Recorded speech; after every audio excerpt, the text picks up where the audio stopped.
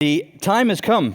The time has come for the Energy Tech Challengers Superfinals. Members of the jury have voted, and we have our final top 7 pitches, plus an extra Compute Challengers Superfinalist pitch. To please welcome our remarkable members of the jury, who will help us choose the ultimate winner of Energy Tech Challengers 2026. We'll let them come in and get seated. Welcome. I believe you've got lots of questions prepared for the finalists. We're looking forward to hearing from our finalists as well as from the jurors. A reminder of the rules then for the live pitches. Each company will have 3 minutes for a pitch, and then we'll have 2 additional minutes for questions and answers from our jury members. Now, I'm not going to do it to be mean, but if we run over the time, I will cut you off, whether you're a juror or a presenter or a pitcher. Okay, so we're going to be strict with the timings. When evaluating the presentations, jury members will consider 7 criteria. Those criteria are the problem, the product or the service, the go-to-market strategy, the progress or traction, the team involved, the potential of future financing, and sustainability. I wish the best of luck to our contestants. Jurors, we look forward to hearing from you as well. So, let's begin with the winner of the Green Infrastructure track, Scott McNally, Chief of Staff and Vice President Strategy at Tempo. Welcome to the stage. We're going to welcome you up here. Let's give him a round of applause. Thank you. And when you're ready, we'll go over to you. I think we're ready with the timer at the back. So I get to experiment with the clicker. I'm the first one. Hi, everyone. I'm Scott. I'm representing Tempo. And if you came to this yesterday, thank you for coming back. I hope it's even better the second time. So quick show of hands, who knows what a thermal battery is? OK, who knows what a thermochemical battery is? OK, there's a couple. But if you don't, how about I start with that? I'll give a quick overview of the technology, and then I'll tell you why it matters. So a thermochemical battery is similar to a thermal battery we charge with electricity. But the big difference for us is in the material. We have the IP around thermochemical energy storage with metal oxides. And what that means, basically, is we store energy in sensible heat and in a chemical reaction. That means we have much higher energy density. We actually have higher energy density than lithium ion. But because we don't use rare earths, it's about 10 times cheaper to make the material. So what we do is we put a bunch of these little guys in a box, charge with electricity, and what comes out of the box is a stream of superheated air that looks a lot like the combustion products of natural gas, but without the CO2. Wonderful. So why does that matter? Who cares? You can't run a data center off of hot air. Well, what I would say is this is why. 1/4 of all of the energy that we use on Earth is to generate heat to drive industrial processes. So for frame of reference, that's about 30 times greater than all of the energy that we will be using for data centers by 2030. We've done a really bad job of decarbonizing industrial heat because fossil fuels are so cheap and they're really good at generating heat, but we can do it. This is how. Because the material is also a semiconductor, we can charge really fast. So I'm assuming everybody knows what the duck curve is. No need to raise your hand for this one. So if you only have 3 or 4 hours in the day of low-cost electricity, we can get a full charge. That means our marginal cost for energy is really low, which means we can deliver natural gas quality heat at a lower cost than natural gas, and it's also decarbonized. So we've got that's very exciting, and our customers think so too. We have a large pipeline of growing projects. Our first commercial projects will be in the field by the end of this year. We have a great team. I'd like to point out Mark Babcock is our CRO. He's based in Madrid. So if you'd like to buy a battery, you know where to find him. He's right there. Great team. We're about 50 folks so far. We've got a great syndicate of investors, Prelude, Khosla, and Breakthrough Energy Ventures. We are raising again, so we'll need to do a little bit more to get us to full commercialization. But if you'd like to join us, we'd be happy to talk to you. And I have 9 seconds, so in my last 9 seconds, I'll say thank you, everybody, for the work that you're doing. Thank you to my fellow contestants. It is truly an honor to be considered a part of this cohort of innovators. Thank you very much. Happy to take questions. Round of applause for Scott. Unfortunately, we can't give you extra points for finishing on time, but we will hear from our jurors. Could we restart the 2 minutes here, just so we get full 2 minutes for our jury questions? Podemos volver a empezar al temporizador dos. Gracias. So, over to the jury then. Questions for Scott. Down at the front here. Are you calling on them or am I? Up to you. You can choose your... Could you maybe clarify at what temperature are you able to dispatch, and how does that affect your ideal customer profile as well? Great question. So what we say is just like a molecule of natural gas doesn't care if it's being burned to heat water or to reduce iron. We don't necessarily care what the end use is. We're more interested in the cost of electricity in the local market to charge. The temperature delivered is a function of the oxidation reaction of the redox reaction. So we can continuously deliver 1,200. As long as you charge intermittently, it's continuous. Most industrial processes need heat continuously, and that's what we're trying to do. Thank you for the question.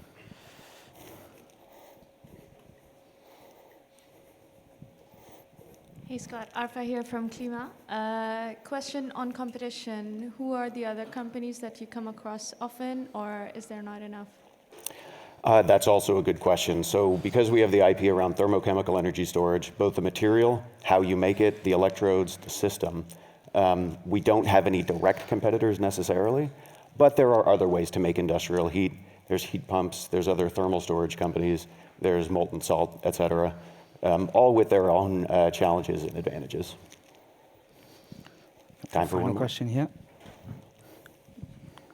In thermal heat storage, we often hear that it needs to be really cheap to make it competitive. How do you compare to suppliers like Rondo or the others that basically bank heat in a box? What makes you stand out? So there's three main things. We can sustain over 1,000 degrees continuously, and we are thermochemical, which means we store energy chemically as well, so our energy density is higher. We know a lot of the guys at Rondo and Antor and our competitors. They're working hard. They have different solutions for different challenges, I think. I'm going to have to cut you off. Okay, we can chat after. Thanks everybody for the questions. Scott McNally of Tempo. Thank you very much, Scott. Let's have another round of applause. Moving on then, it's my pleasure to introduce the Energy AI Track winner, Aric Saunders, Executive Vice President, Commercialization at Noon Energy. Let's give him a big round of applause to welcome him on stage. You have your remote there, and 3 minutes starts when you're ready. I am Aric Saunders, the EVP of Commercialization at Noon Energy. Noon Energy has developed a novel carbon-based energy storage system focused on ultra-long duration, so think 100-hour plus. We've developed that initially to solve for the intermittency of renewables. This makes it the bulk of our focus. Renewables plus Noon is firm baseload power. We also can operate as a standalone asset, front of the meter or behind the meter, to provide grid resiliency and speed up interconnection for large new loads. So a couple main things to keep in mind. So focus on this 100 plus hour system. Our CapEx price target in the 2029-2030 timeframe is about $20 a kilowatt hour. We use almost no critical materials, no rare earths. Helps with our supply chain. We're very energy dense because it is carbon based. So we're 2 to 3 times more energy dense than lithium at scale and similar duration. And then finally, when we're looking at true firm power, we're able to deliver at prices that are at parity with fossil generation in many places around the world. So we've built up a healthy pipeline, over $6 billion, representing over 310 gigawatt hours of projects. We have 4 primary markets, but the majority of it right now is in the hyperscaler, large industrial loads, as well as these remote grids that are looking to decarbonize and increase energy security. So we have installed the system. It's a 100 kW, 10 megawatt hour system. It's in California with California Energy Commission and EPRI. We've also secured over 100 megawatts of our core component, and with 5 different suppliers, so we have supply chain reliability as well. So the company was founded in 2018, came out of stealth last year. We're expecting our first commercial project in 2027 and then be at hundreds of megawatts of production by 2029. So strong team. Chris Graves, our CEO founder, started this in the Danish National Lab and then started in 2018 at Cyclotron Road. He also worked on in collaboration with NASA on the Mars rover using this core technology to separate carbon and oxygen on Mars. So we have raised $33 million to date, and we are actively raising a $65 million Series B to help scale up our manufacturing, our supply chain, and our team to help meet the demand that we have generated so far. So happy to answer questions. Round of applause for Aric. Thank you very much. Thank you. For the pitch. We'll go then to the jury for questions. Yes. Oh, yes. Yeah, you got skipped last time. So a quick question. So could you clarify, is the roadmap now the gigawatt size battery in your product line? Sorry, what's that? Gigawatt size.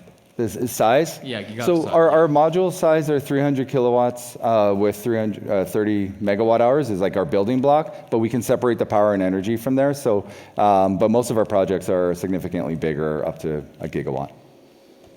Is it the vertical is stackable? Oh, the startup? Vertical is stackable? It is stackable.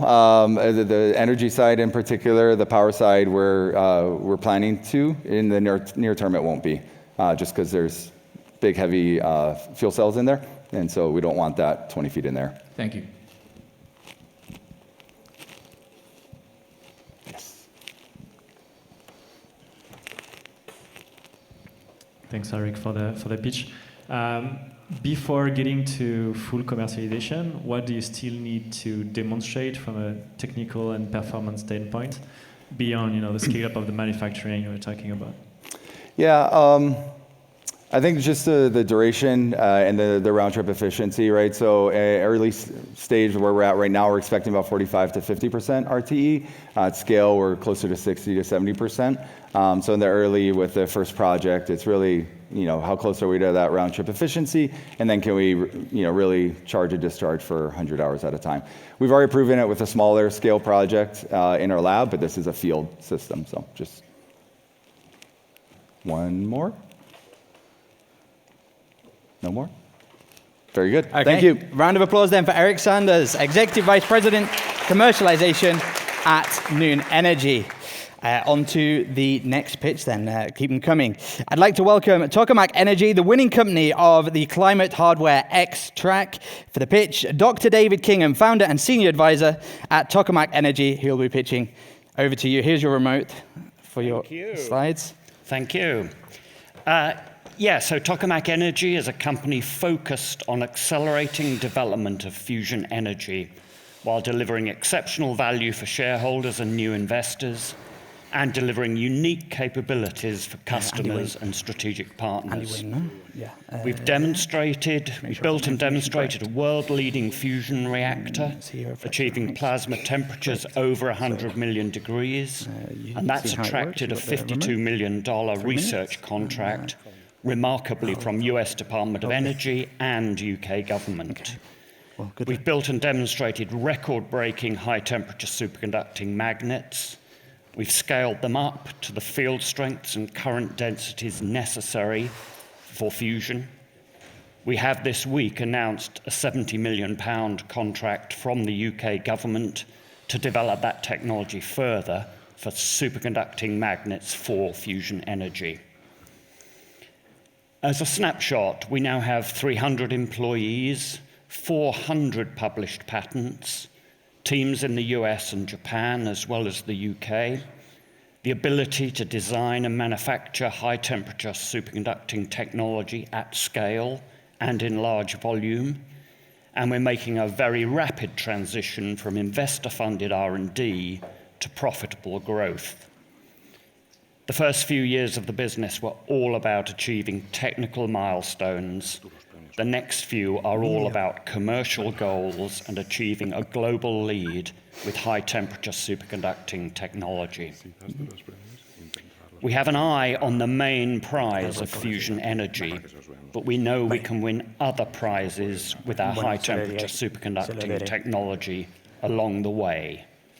For example, scientific instruments for life sciences, where we have a collaboration with a major Japanese partner aimed at $1 billion a year market. Data centers, where we have a unique superconducting power transmission technology that will be necessary for the data centers in the next few years. Propulsion systems, including electric aircraft, motors for electric aircraft, where we work with Airbus. And defense technologies, where we work with General Atomics on submarine propulsion. All this means we have an unbeatable offer for investors who can see progress and commercial opportunity in fusion, but don't like the long timelines, the high technical risk, and the huge capital requirements. In summary, we have a profitable path to commercial fusion energy. Thank you.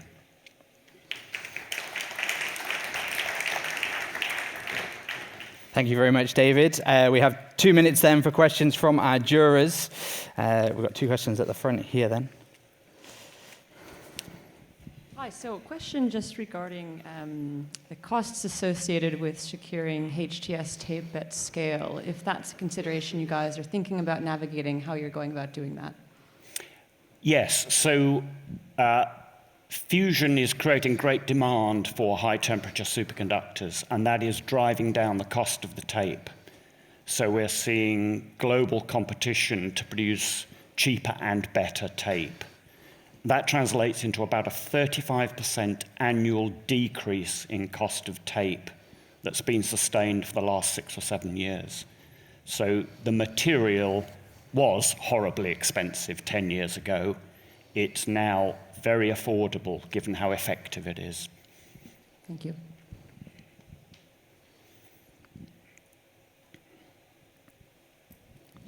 Thanks, David. Just a quick question about your plans on manufacturing. So if you go towards magnitude, what it is that you manufacture versus what it is that you procure?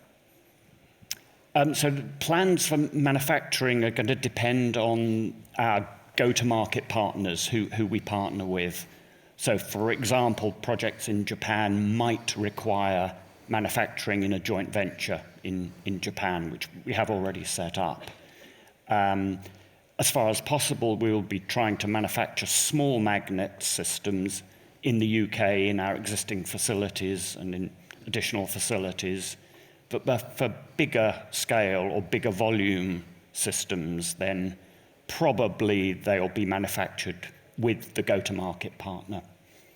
You can have a final question if you're really, really quick. We've got like 10 seconds. Or maybe not. You can ask, and then maybe I'll let you answer it later outside. As a Japanese investor, we have 2 portfolio companies, Commonwealth Fusion and Kyoto Fusion. So my question is quite simple. Where is your current standpoint? As a business progress and as a research progress of your company? I'm afraid we're going to have to answer that later. I'll answer that. But I'll leave to answer it later. Outside later after the pitching. But thank you very much, Dr. David Kingham. Give him a round of applause. That was brilliant. Thank you. Up next, I would like to invite onto the stage the winner of Future of Materials and Manufacturing track, Andy Wynn, CEO of Flexiramics. Welcome to the stage. Your 3 minutes starts when you're ready. Hi everyone, my name's Andy Wynn. I'm CEO of Flexiramics, and we make flexible ceramic materials which are revolutionizing electronics. So, most people think that AI and 5G devices are limited by chips. They are not. They're limited by the materials underneath them. Every device is built on a printed circuit board, reinforced by glass fiber. That was fine in the past with simple devices, but in today's high-frequency devices, that glass fiber limits performance. It traps heat. It interferes with signal and reduces signal loss, creates data corruption. And it's an issue that's costing the industry $60 billion a year in wasted cooling energy. The format and everything. Flexiramics, we replace that glass fiber with a unique ceramic fiber fabric. The results are impressive: 75% reduction in signal loss, 5 times better heat dissipation, and it's a drop-in solution, same manufacturing process. Why does that matter? Because we all know demand for these kind of devices is, take care, demand for these kind of devices is exploding, 17% growth a year. And glass fiber can't keep up. Not only is it hitting its performance limit, there's also a huge shortage, a capacity issue, a bottleneck in the market. That's why industry is looking for solutions. So our go-to-market, we're targeting where value is highest, which is AI hardware. We partner with PCB manufacturers and their customers. And because we're a drop-in solution, adoption can be quick. We are already in pilot production. We have over 360 prospects in our pipeline. Last year, we did our first revenues.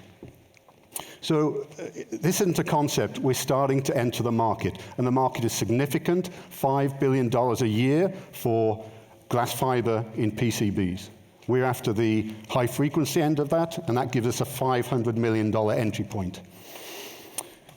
Our team combined deep materials expertise with decades of successful commercial execution. We're raising 16 million euros right now, and that is to scale operations and to turn that early revenue into regular repeat orders. Flexiramics is a once-in-a-decade opportunity to lay a new foundation for high-performance computing. We can reduce cooling energy by 30%. And that saves 300 million tons a year of CO2 emissions.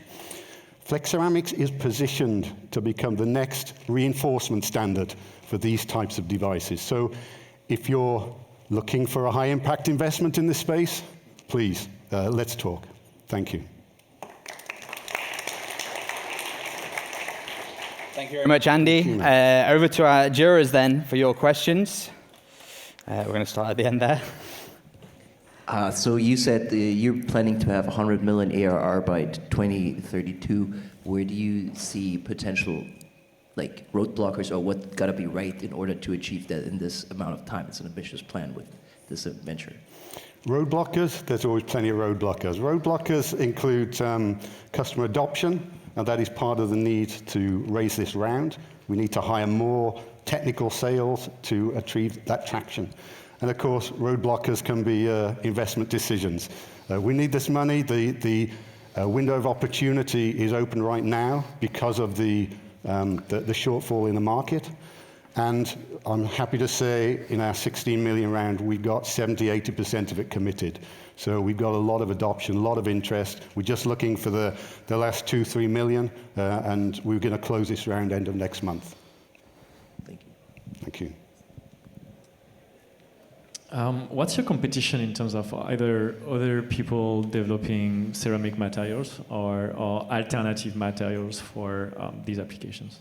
So and where do you think you can have some competitive advantage? Okay, so our competition. So our competition begins with glass fiber. That's the incumbent. Our competition includes, you see a lot of active cooling devices, which blow cold air or cold liquids onto the chip. We're going to do away with some of those because we're a passive solution. We suck the heat away. And another existing solution is ceramics are in PCBs, but they're particulates. And so there isn't that connectivity. They don't touch each other. So our advantage is that we offer a continuous pathway for heat to come through. We have another question. We're going to have to be quick with this one. Thank you, first of all, for the pitch. You said that you have 360 prospects in your pipeline. How many commitments do you have, at least in the terms of LOI, out of those 360? Okay, we have 5 LOIs right now. We have 80 of those 360 are what we call engaged customers. So we've signed NDAs, they've got samples, we've been through various iterations of R&D. Thank you. Thank you.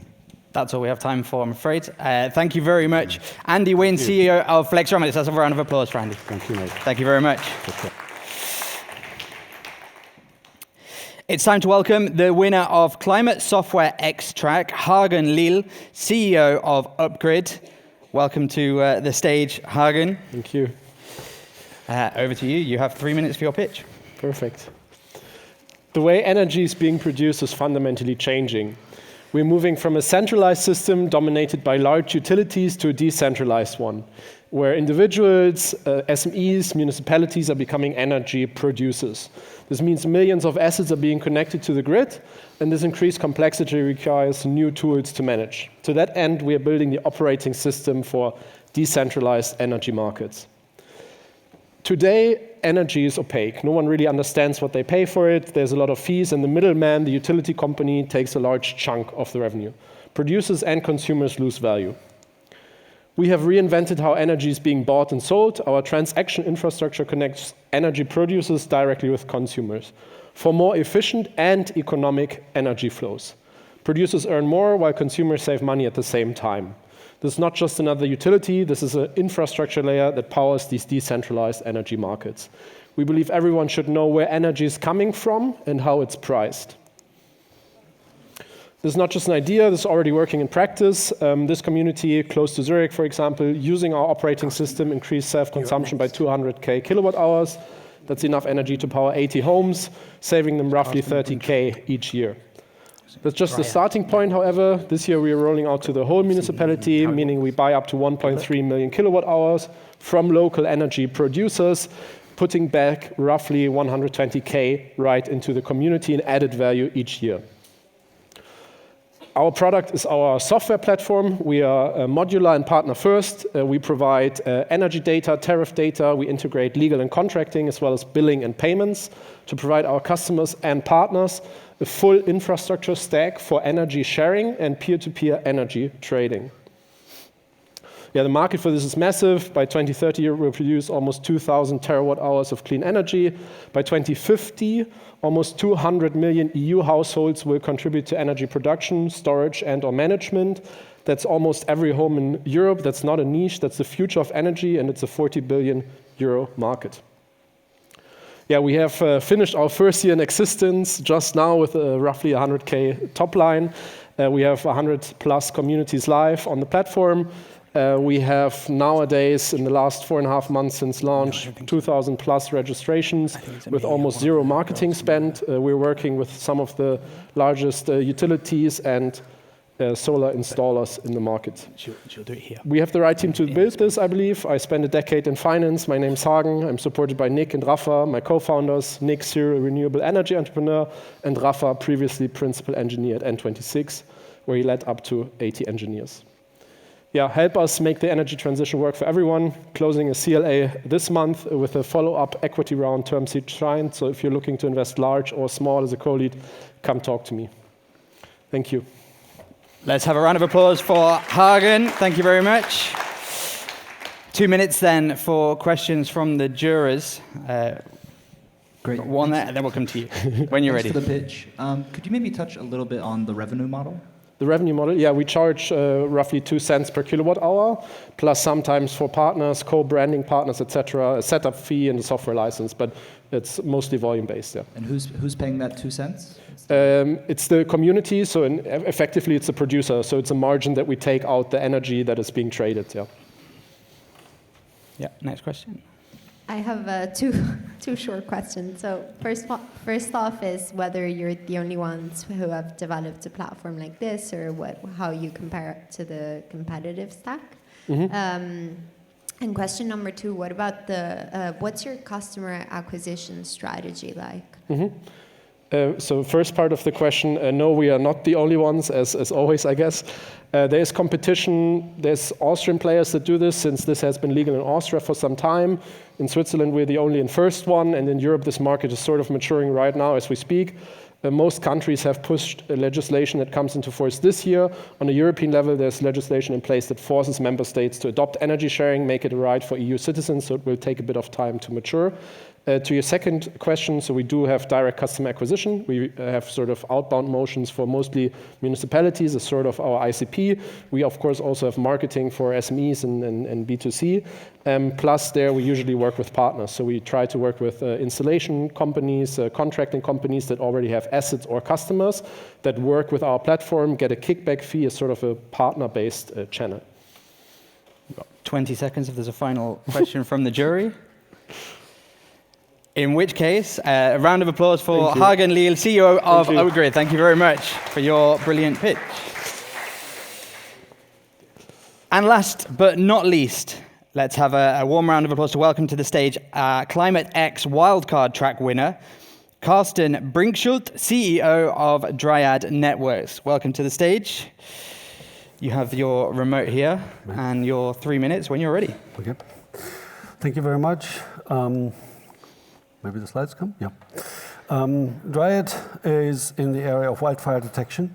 We're working on a problem that's huge. Wildfires are producing about 20% of global CO2 emissions. 6 to 8 billion tons of CO2 are being emitted from wildfires every year. It's about the same amount the entire traffic puts into the air. And of course, it also creates massive damages. If you think about the wildfires that caused the LA fires last year, $250 billion damage, 10,000 homes burnt. This is the problem we're working on with technology to mitigate the effects of that. Our unique selling points is we're the fastest. Where is this? We do ultra early detection of wildfires. We want to detect fires within minutes from ignition. So you put on a fire, and then a few minutes later, we ring the alarm bells. The firefighters move in, extinguish the fire before it creates one of those devastating fires we see so much of. Cameras and satellites are great, and they're a good addition, but they're for later stages of the fire to manage fires that have already spread out of control. We're about preventing fires. That is what we differ from the other solution. How we're doing it? We've developed a system called SilverNet. This is the solar-powered gas sensor, AI-driven, off-grid, that can be installed, low-cost, high-volume, in the forest, and it can detect a fire within minutes from ignition. We're also building the network infrastructure for those sensors to communicate from the very remote locations with a mesh network infrastructure and a cloud platform to monetize and manage the network and the data that comes out of it. We are building large-scale infrastructure in the forest. We're like the AT&T of the forest, if you want. And we create these mesh networks in very large scale in the forest.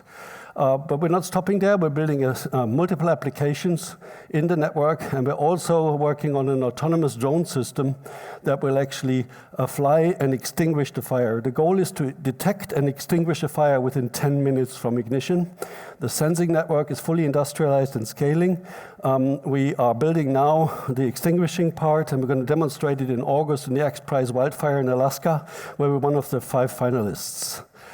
The business model, we're selling the sensors. We've sold about 30,000 units so far with $100 per device and the gateways. We're selling to private forestry, to utilities, power line operators, and municipalities. Insurance will also play a role. And we've got a 20% annual subscription fee to access the cloud platform, so we're building a nice ARR stream moving forward. We have 50 live installations, 30,000 sensors sold, and we have strong partners to go to market with Bosch and other solutions. We've done about 4 million revenues last year, and we're aiming for about 15 to 16 million this year. We're raising a 16 million euro funding round, and we've invested so far 30 million. Thank you very much. This is Dryad. Round of applause for Carsten. Carsten, thank you very much. Jurors then, 2 minutes for your questions. Do we have any questions? Here in the middle then. Thanks for the pitch. Quick question on go-to-market. Can you elaborate a little bit? How do you work with your partners? Which markets? Go-to-market. Go-to-market. For example, we have Bosch building and systems, building industry solutions. They're selling our solutions in the DACH region. We've got Vodafone selling it in Spain. We've got Telus selling it in Canada. So we're working with industry players in the telecommunication and in utility space to go to market with a reseller model. Next to you there, yep. Thank you so much. Could you explain a little bit more of how exactly the sensors work? How the sensors work? Yes, how the sensors. So what exactly they detect? Because you showed so many different applications. So these sensors are AI powered. They're running AI in the sensor, and it's a VOC, volatile organic compound sensor, that actually is an electronic nose. It can smell the gas composition in the air, and just as you would smell a fire nearby, this device does, detects it with a machine learning model, and then sends an alert over the network. We're also measuring temperature, humidity, air pressure, PM 2.5, and CO. Another question? We've got like 45 seconds. So. How much land can one sensor cover, and how do you think about doing this at scale for large forests? One of those sensors can support about 1 hectare, so 100 by 100 meters. The next generation that we're introducing next week or the week after, fourth generation, will cover about 2 to 3 hectares. So we're increasing that and bringing down the cost, the total cost of ownership. Next question, just chat next to you there. Just thinking about average revenue per customer, factoring you've got sensors and then the subscription model, what does that look like over the next 12 months in terms of, do you see it being more customers that you acquire, the average revenue per customer increasing? What does that plan look like? Yeah, for us, we're seeing a shift away from the CapEx model to an OpEx model. So we're currently selling the solution and have a 20% subscription fee with that. We're shifting now, we're introducing a pure rental model where we retain the assets and purely rent the solution. Our customer group also shifts. We're still in early stages, right? The second year of sales. We have a lot of customers in the utility space. I'm going to have to cut you off, I'm sorry. Very sorry, but I'll let you finish answering that later. Okay. Let's have another round of applause for Carsten Brinkschulte, CEO of Dryad Networks. Sorry for having to cut you off. That's okay. Thank you for the questions from the jurors. I did say that was the last pitch. But we have one more coming from the recently wrapped up Compute Challenges. So please give a round of applause for Arthur Bud Vos, President and CEO at Metox International, who will present their technology tackling the computing industries. Welcome to the stage. Here's your remote, and you have 3 minutes. Wonderful. Thank you, everybody. I hope everybody's doing well today. Thank you for sticking around. I also want to say thanks to my other colleagues that have presented today. What an amazing set of companies doing great things. Let me talk to you about Metox. I'm holding in my hand a conductor that will, quite frankly, change the world. This is a piece of high-temperature superconductor material that we produce in our facility in Houston, Texas. And as my colleague from Tokamak spoke about just a few moments ago, and with some good questions around HTS, this material is evolving rapidly, and we're delivering scale. We're one of the largest scale providers of this material in the world. In addition to what's happening in the area of fusion, we're also seeing a confluence of major events around power density and the need for copper. Quite simply, this is creating a demand and a strain on the entire copper supply chain, not just for fusion, but for things like AI data centers, conductors, and the like. So enter ZeusWire, the product that Metox produces. Quite simply, this will produce 250 times the amount of power in the same surface area or volume as a traditional copper conductor. It is truly revolutionary, using superconductor technology to move energy and create high magnetics. We operate across many markets. You'll hear us talk about fusion quite a bit, as well as conductoring. We also work in areas like aerospace and defense, energy generation around superconducting motors, even in medical tech or biotech. This material can be used in all kinds of different ways. The market is exploding right before us. Driven by fusion energy, and thanks to our friends in the area of fusion, it is driving us to deliver scale. As we deliver scale, we unlock new markets. These markets are growing at a very rapid rate, and we see a market of about 30 billion across these 6 segments emerging just between now and 2040. Today, Metox is positioned as one of the leading providers of this. We've already delivered our first production-scaled facility in Houston, Texas, producing 1,000 kilometers. That is 1 million meters of material on an annual basis. We've secured $120 million for our next plant build, which is a 5x scale-up of that facility. We have an amazing leadership team with over 150 years in HTS and superconductor technology. And one of the key advantages that gives us the ability to scale so rapidly is our deposition technique. Our deposition technique gives us 48 times the throughput of most traditional ways of making HTS. Again, coming back to that question earlier about cost. Our roadmap from here is quite simple. We've been focused for many years on bringing this product to commercialization and production. We are now in production, we're shipping to customers, and we are post-revenue. We're now delivering a rapid scale-up plan that will go into 2028.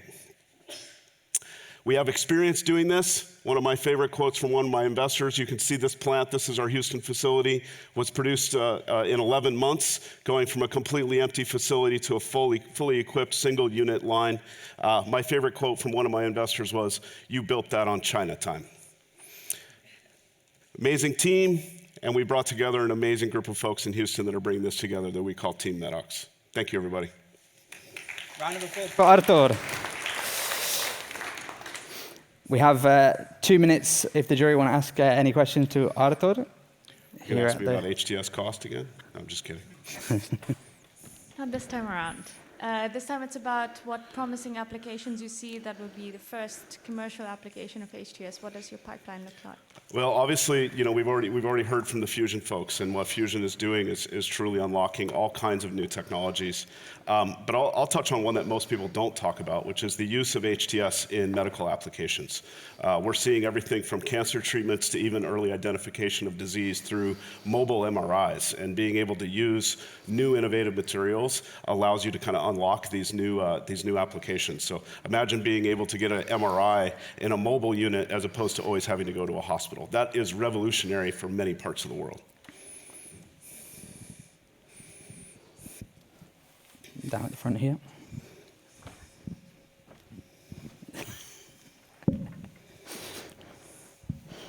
Thank you. So you have so many applications. So the primary application, so I mean as a primary target, primary customer would be, could you clarify primary customer?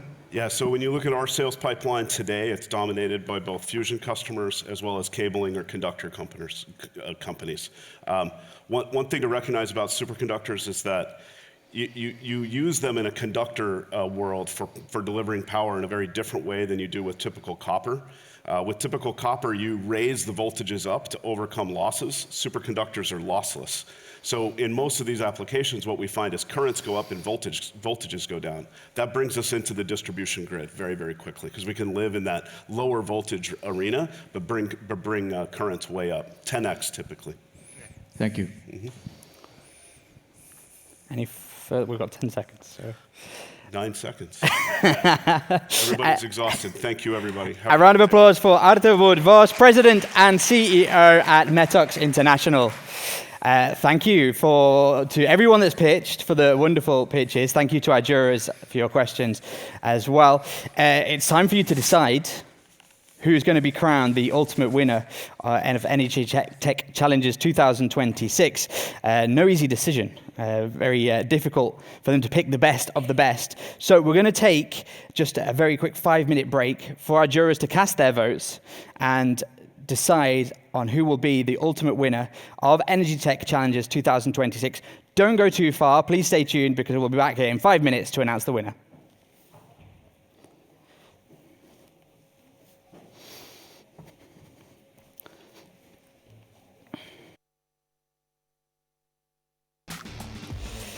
Okay, welcome back to the Superfinals of the Energy Tech Challenges 2026. Our jurors have made their decision, and we're going to find out who's going to be crowned the ultimate winner of the competition. But before the big reveal, we'd first like to crown the top 7 finalists of Energy Tech Challenges 2026 and the winner of Compute Challenges. To do so, I invite to the stage Emilia Vancevichute, Head of Content at Energy Tech Summit, to award the winners. Please give her a round of applause. I'm going to stand over here. So the winner of the green infrastructure track, please give a round of applause for Tempo.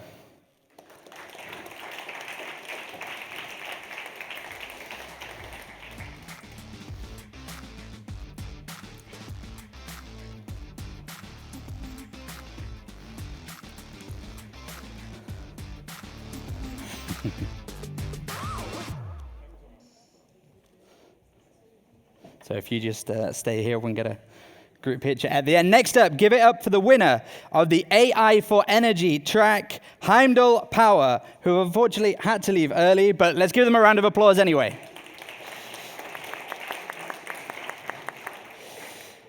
And the winner of the Climate Hardware X track. No, sorry, I've jumped one. The winner of the Energy for AI track, Noon Energy. Congratulations to you. Give them a round of applause.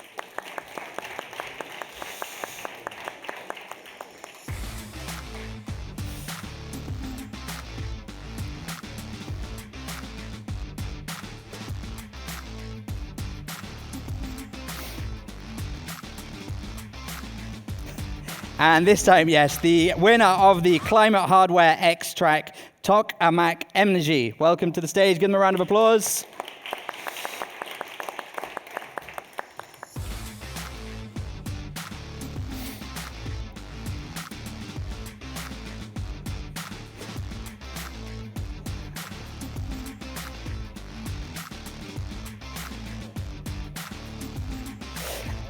And a round of applause for the winner of the Future of Materials and Manufacturing track, Flexiramics.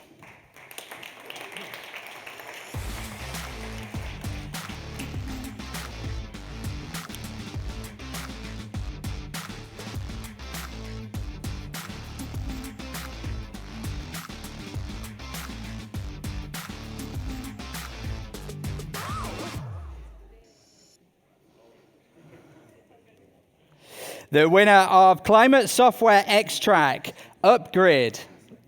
A round of applause.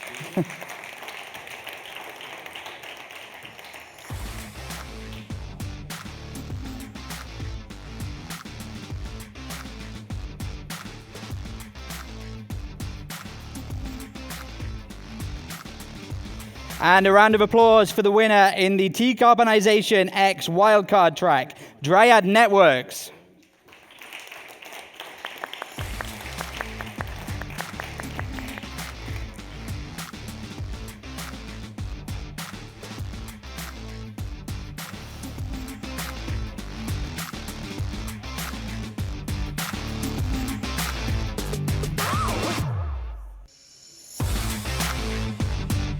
And finally, the winner of Compute Challenges, Metox International.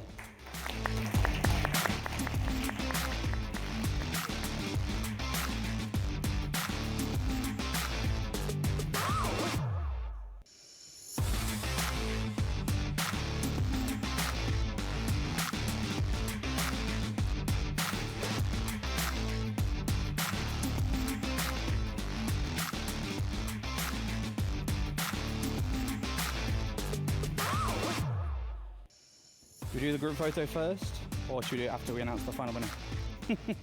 So congratulations to all of our winners of Energy Tech Challenges 2026 and Compute Challenges. It's time to reveal who the ultimate winner is. It's been a challenge for our jury. It's not been an easy decision, but they've picked the best pitch, the ultimate winner of Energy Tech Challenges 2026.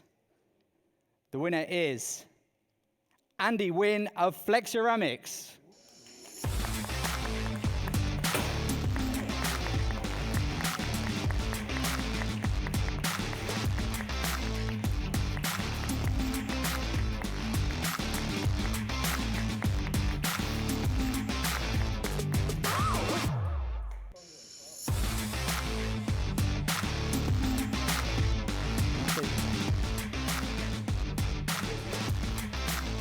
Say anything, or we've got a microphone there?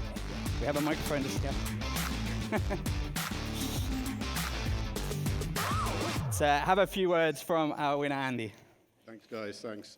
This is a speech I have not prepared. So it is, as some of the guys said already, it's a great honor. Really appreciate so many people staying so late. It's been a hard couple of days. We've had a lot of meetings. It's been a lot of fun. I've really enjoyed it. Seeing a lot of old friends, making a whole bunch of new ones. And I really appreciate you guys as the judges selecting Flexiramics. We are new, we are emerging. There are some really fantastic companies in much later stages than we are. And I was sitting there thinking, no chance, but I really appreciate it. Thank you very much, thank you. And enjoy your time in Bilbao, please. Let's have a round of applause for Andy and for all of our winners. Should we do the group picture? Where's our photographers?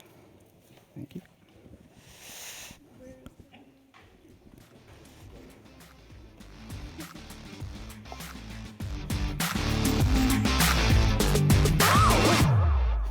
Don't go.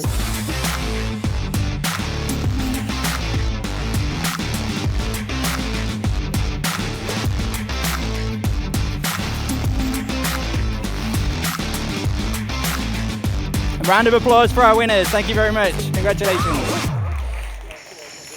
Congratulations. Thanks very much. Congratulations. Thanks very much. And so that brings an end to Energy Tech Summit 2026. Thank you so much for being a part of it. Before we wrap up, let's thank our speakers, our thought leaders, and of course, all of you here in attendance for the ideas, the conversation, and the energy that you brought over the past 2 days. Energy Tech Summit doesn't end here. We return to Bilbao next year on April 7th and 8th, 2027. So save the date because we'll be back next year. And we're expanding beyond Europe. Energy Tech Summit Asia launches in Kuala Lumpur on September 29th and 30th of this year, and we hope to see you there too. I hope you've made some good new connections. I hope you've had some productive days and got some new perspectives and ideas. Safe travels home, good luck with the flights, and we look forward to seeing you again soon. Thank you, goodbye, agur, adios.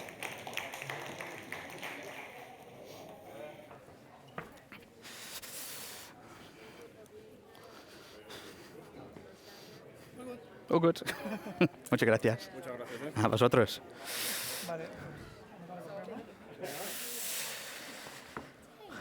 Hello. Well done. Thank you.